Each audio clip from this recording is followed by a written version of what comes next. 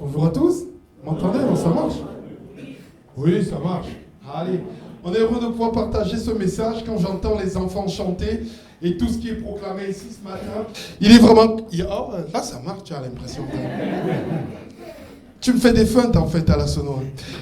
Et quand tu entends ce message proclamé par les enfants, ce qui est dit, les chants, je ne sais même pas par où commencer ce matin, tellement ce jour est impressionnant, tellement ce jour est important pour nous, tellement ce jour est capital pour nous, tellement ce jour est tellement incroyable. Moi, ce jour, c'est franchement, autant j'aime Noël, mais autant Pâques, c'est au-dessus, quoi.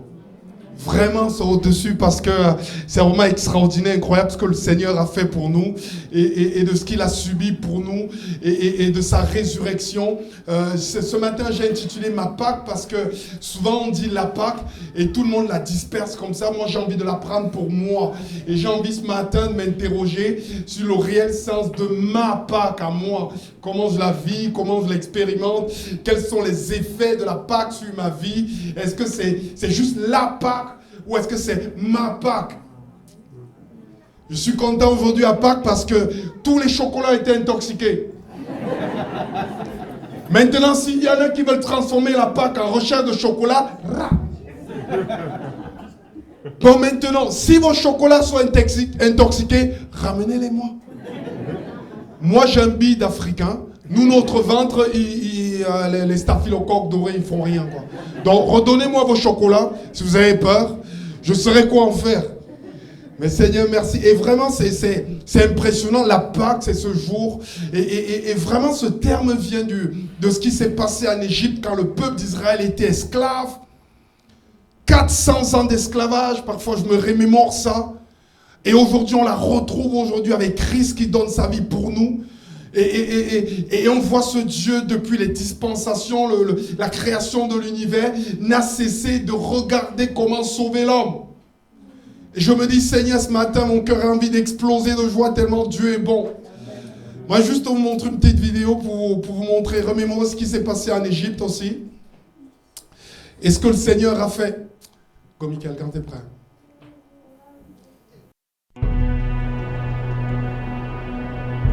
L'ancienne Égypte, pays des pharaons. Il y a 3000 ans, c'était l'empire le plus puissant de toute la terre. Aujourd'hui, nous n'avons qu'un aperçu de la majesté de l'ancienne Égypte et de la gloire de ses pharaons. Leur richesse et leur puissance dépassent l'imagination. Ils commandaient la plus grande armée que le monde ait jamais connue. C'est à l'époque de ces puissants pharaons que les enfants d'Israël furent esclaves dans l'ancienne Égypte, menant une vie de misère et d'asservissement. Même les plaies appelées par Moïse n'ont pas adouci le cœur de Pharaon et ne l'ont pas amené à libérer Israël. Quelle force pouvait les délivrer de sa main puissante? Alors l'Éternel déclara à Moïse et à Aaron: Parlez à toute l'assemblée d'Israël et dites: le 10e jour de ce mois, on prendra un agneau. Ce sera un agneau sans défaut, mâle, âgé d'1 an.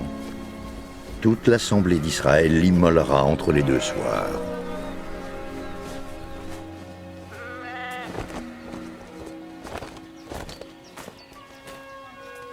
On prendra de son sang et on en mettra sur les 2 poteaux et sur le linteau de la porte des maisons où l'on mangera l'agneau.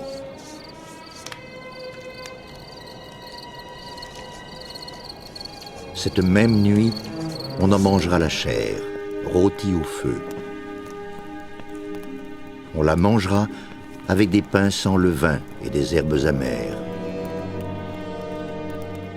Vous ne le mangerez point à demi cuit et bouilli dans l'eau, mais il sera rôti au feu. Vous n'en laisserez rien jusqu'au matin, et s'il en reste quelque chose le matin, vous le brûlerez au feu. Quand vous le mangerez, vous aurez vos reins sains, vos souliers aux pieds et votre bâton à la main.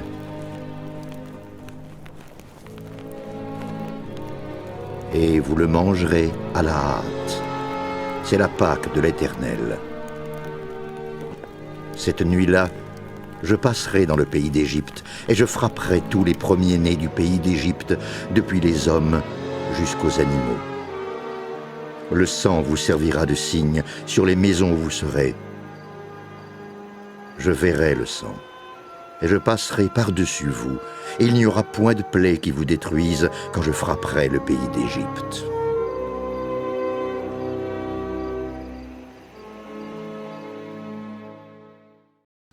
Voilà, c'est ça la Pâque. Souvent, parfois, on oublie, on se remémore. Ça, Pâque veut dire passer par-dessus. C'est-à-dire que le Seigneur voit notre détresse alors que le jugement vient. Dieu passe par-dessus parce qu'il voit quelque chose d'extraordinaire, d'incroyable sur nos vies, c'est-à-dire le sang qui est là, ce sang qui représente aujourd'hui le sang de Christ qui est mort, mais qui est ressuscité. Alors, la question ce matin, c'est est-ce que voyant le sang, le Seigneur est passé par-dessus, a surpassé ce que je suis? Je veux fêter ma Pâque. Si on me parle de la Pâque, il y a 3 éléments qui marquent la Pâque. Je vais aller vite ce matin pour que ça ne soit pas très long. Il y a 3 éléments qui marquent la Pâque pour moi. Le premier élément, c'est vraiment la Pâque, j'ai envie de dire, c'est le fondement de notre foi. Les gens qui se sont attaqués au christianisme, la première chose qu'ils ont voulu frapper, c'est notre Pâque. En disant, si on enlève cette mort, si on enlève cette résurrection, le christianisme ne tient plus. La Bible n'a plus de fondement parce que tout est basé dessus.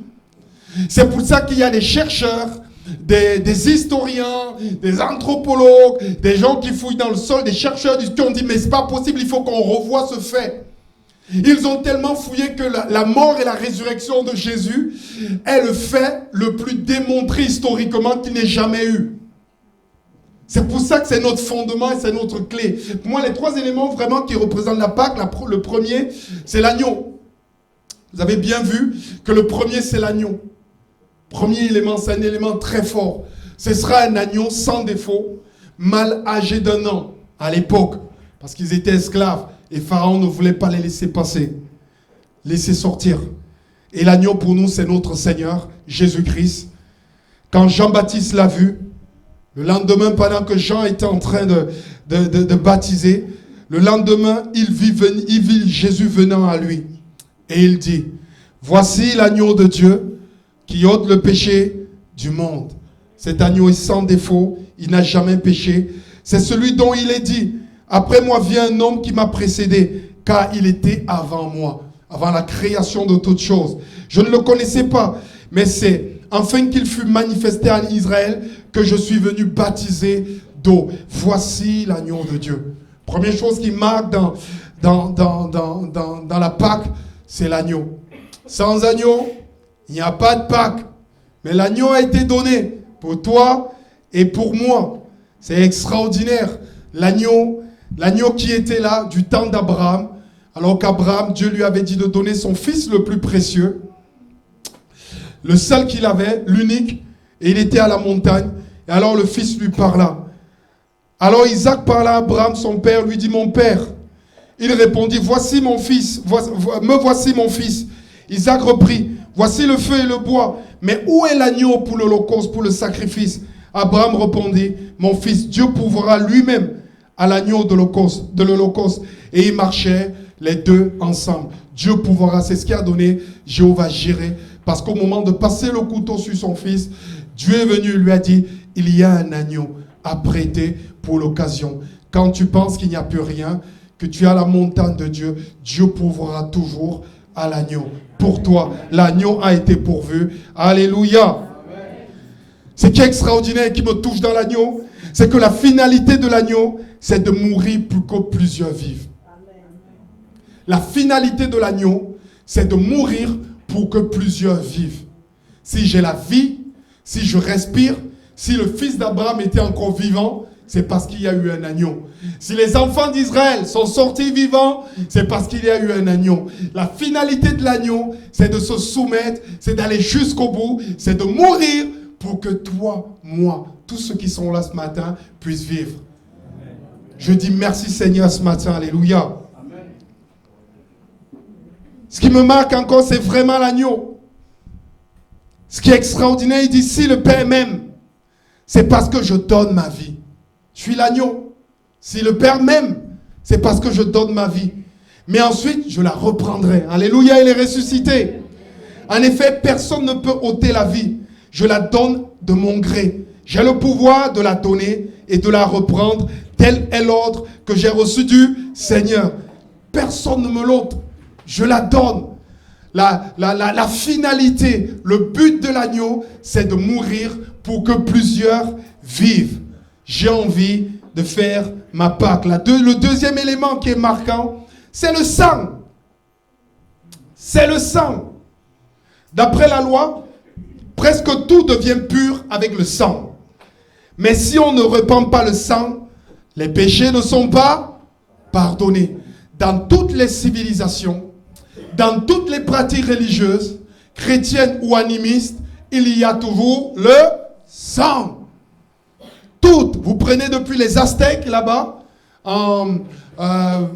le Mexique maintenant, les Aztèques, vous voyez que cette grande pyramide qu'ils mettaient, ils sacrifiaient les hommes et les animaux et ils faisaient couler le sang toute la journée pour que le pays soit baigné, le pays soit pur. Vous allez dans les pratiques africaines les plus profondes, quand vous allez voir un Robuto, un marabout, qu'est-ce qu'il fait? Il coupe un animal et il repart le sang sur les gens. Moi, je ne sais pas combien de sang j'ai déjà pris dans la tête. Dans l'Ancien Testament, vous récupérez encore, il fallait des brebis, hop, pour que le sang soit répandu à l'autel et que le sang pardonne, purifie, donne le péché. Mais maintenant, il y a un sang pur qui a coulé une fois pour toutes. Une fois pour toutes, c'est le sang de Christ qui a coulé pour nous. Il y a l'agneau, mais l'agneau peut rester tout seul, mais si l'agneau ne meurt pas, il n'y a pas le sang. Et le sang, c'est l'élément déclencheur. Le sang ouvre le cœur de Dieu. Le sang permet à Dieu de passer par-dessus. Quand le sang est répandu, ça ouvre la faveur de Dieu. Il faut le sang. Nous, on aime le sang. C'est un visiteur de prison qui me racontait. Ils étaient allés faire un concert en prison. Et il parlait aux prisonniers. Et les prisonniers, ils écoutaient. Et au bout d'un temps, il rendait témoignage. Il a dit aux prisonniers, hey, nous, ce qu'on aime, c'est on est une religion de sang. Quand les prisonniers ils ont entendu ça, ils ont dit, quoi? Où est le sang là? Allez, parle, vas-y. Ce qu'il leur parlait, c'était la violence.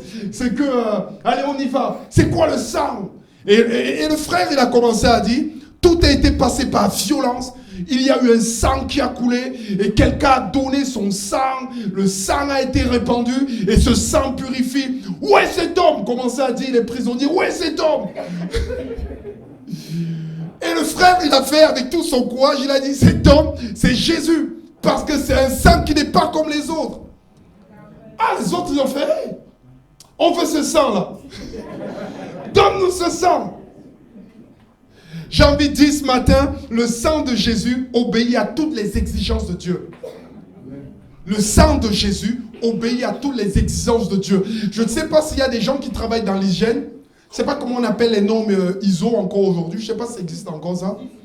Ça existe, ouais, les normes ISO. Quand on travaille en entreprise, moi je travaille dans le nettoyage et tout, je t'assure, le cahier de respect des normes d'hygiène, c'est pas possible, quoi. Tu as l'impression que c'est un dictionnaire Larousse. Tu passes de la première norme à la dernière norme, c'est plus possible. Donc du coup, le directeur nous disait, les gars, nettoyez comme vous pouvez et tout. Et tout. On faisait des steaks cachés. Hein. Vous voulez que je vous donne la marque? Non, je blague. Et donc, quand c'était pas l'heure le jour du contrôle, il plaçait quelques normes qu'on devait respecter. Il disait, allez, respectez un peu ça, nettoyez là.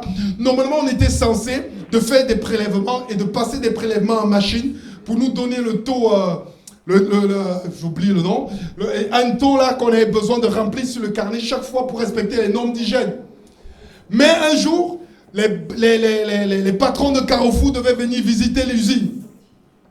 On voit le patron débarquer, il dit, hey, les gars, vous voyez tout le truc, le cahier des normes, vous respectez tout. On n'a jamais fait ça. Quoi?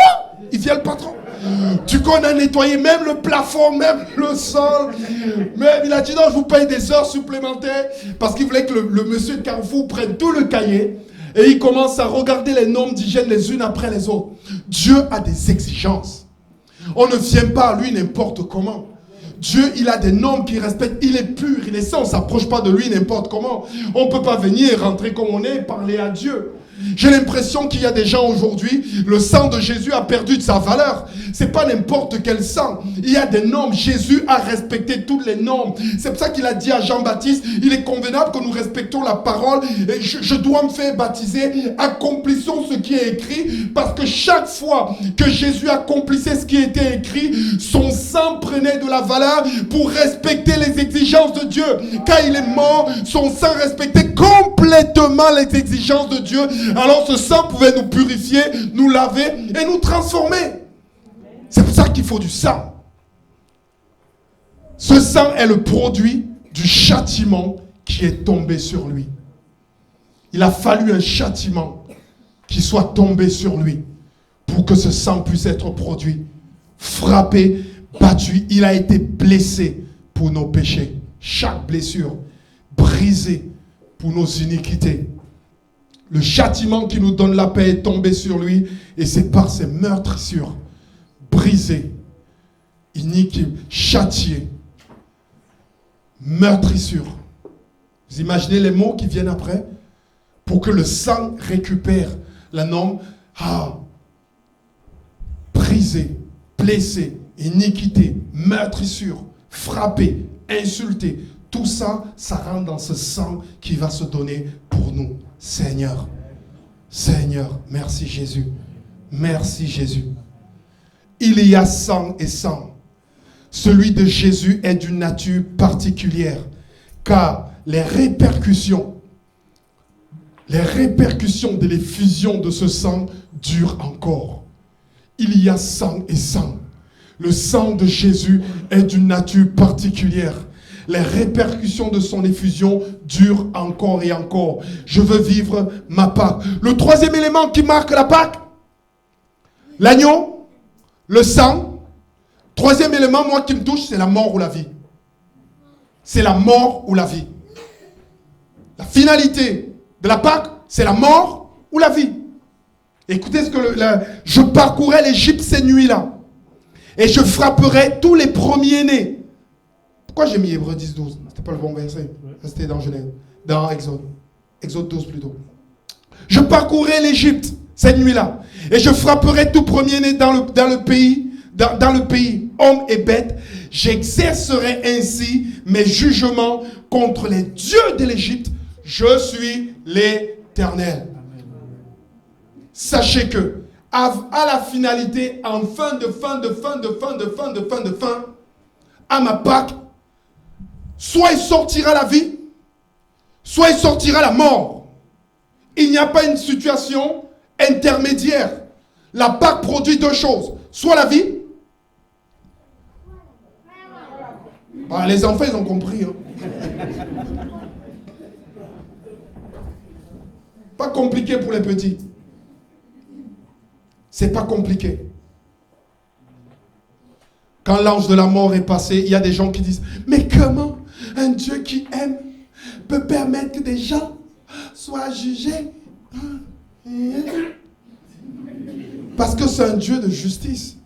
Tellement il aime les hommes qu'il leur parle. Il prévoit des temps.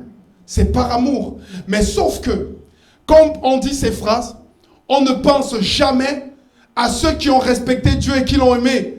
On pense toujours à ceux qui périssent. Mais on ne pense jamais à ceux qui, depuis 2000 ans, ont donné leur vie, ont servi au Seigneur, se sont humiliés devant Dieu, ont marché droitement. Mais on pense tout le monde à ceux qui périssent. Le jugement vient pour bénir, aider, aimer ceux qui ont respecté et marché droitement devant Jésus-Christ. Et pour dire aux autres, oh, t'avais qu'à choisir, mon ami. Est-ce que tu n'étais pas à Colomiers? Tu n'étais pas là à 11h quand on parlait de la mort ou de la vie? Qu'est-ce que tu as fait, toi? Dis-moi ce que tu as choisi. La Pâque a amené quoi sur toi? Dis-moi. Tu as choisi quoi à la fin du culte? Là, je fais mon africain. Là. Il y a dans une prédication d'un Africain, il y a toujours un instant africain.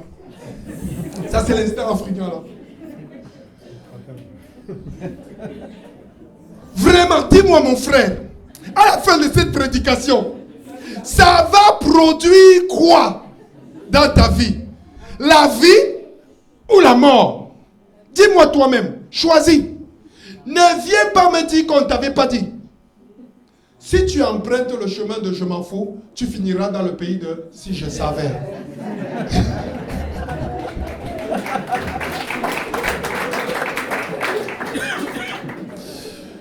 C'est ça que produit. La Pâque ne peut pas laisser indifférent. Non, non, non.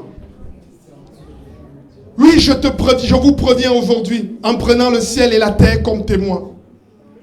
Je mets devant vous la vie et la bénédiction, la mort et la malédiction. Choisissez donc la vie pour que vous viviez, vous et vos enfants. Je répète mon verset.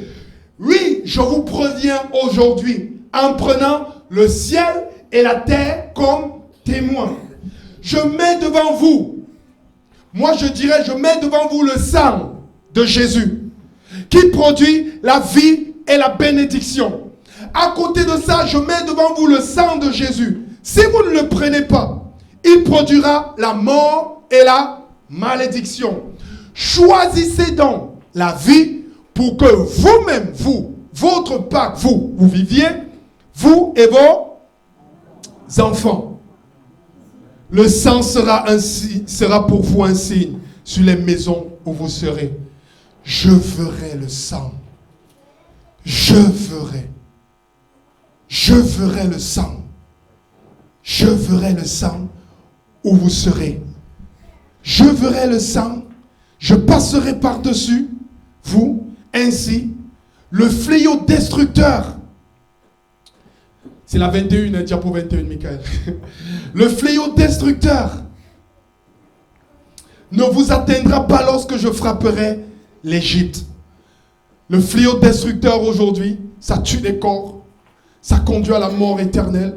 Le fléau destructeur aujourd'hui vient nous saisir, ça nous pousse à la convoitise et on se fait du mal aujourd'hui. Le fléau destructeur amène des jalousies. La jalousie, c'est vraiment quand tu as mal de la réussite de ton frère. Ça te fait mal quand il réussit. Le fléau destructeur aujourd'hui amène des meurtres. Même dans nos églises. Vous avez vu la chanteuse nigériane qui est morte sur les coups de son mari. Alors qu'elle servait le Seigneur. Elle est morte sur les coups de son mari. C'est une chanteuse méga réputée. La semaine dernière. Ça amène à la mort. Le fléau destructeur, c'est le péché des hommes qui vraiment conjugué, concentré, ça parcourt l'univers, ce fléau destructeur. Mais le Seigneur dit, je verrai le sang et je passerai par-dessus. C'est ça la Pâque. Moi, j'ai envie de te poser la question. As-tu mis le sang sur les linteaux de ton cœur ce matin? Diapo 23. As-tu mis le sang sur les linteaux de ton cœur?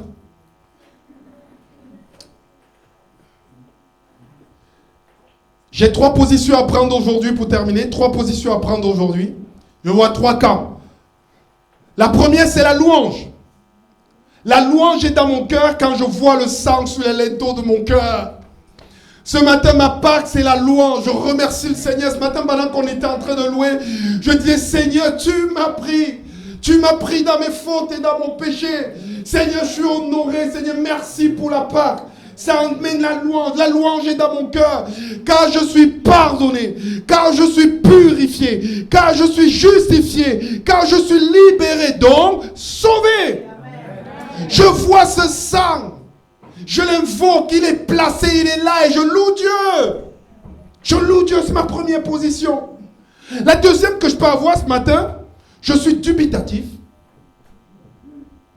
Je sais pas, mi-figue, mi-raisin. C'est les Suisses de l'évangile. Ils sont neutres, ils votent neutres, ils vivent neutres, ils suivent le Seigneur neutre. Ils sont neutres. Le soleil, la pluie, les épreuves ont effacé le sang sur les linteaux de mon cœur. Qu'est-ce qui a effacé le sang sur les linteaux de ton cœur? Tu avais bien commencé. Tu as entendu parler de Jésus. Tu t'es approché de lui. Mais la vie a été tellement compliquée, difficile. Ça a été vraiment dur pour toi. Et au bout d'un temps aujourd'hui, quand tu fais le bilan, tu entends la Pâque, mais ce n'est plus réellement ta Pâque. c'est une Pâque un peu bizarre. Le sang a changé de coloration. Il n'est plus tellement rouge. Parce que le soleil, quand il frappe le sang, il sèche. La pluie, quand il frappe le sang, elle s'éloigne. Les épreuves viennent. C'est compliqué. C'est compliqué. Ce matin, tu peux dire, Seigneur, j'aimerais remettre, Seigneur mon Dieu, dans mon cœur, le sang de l'agneau.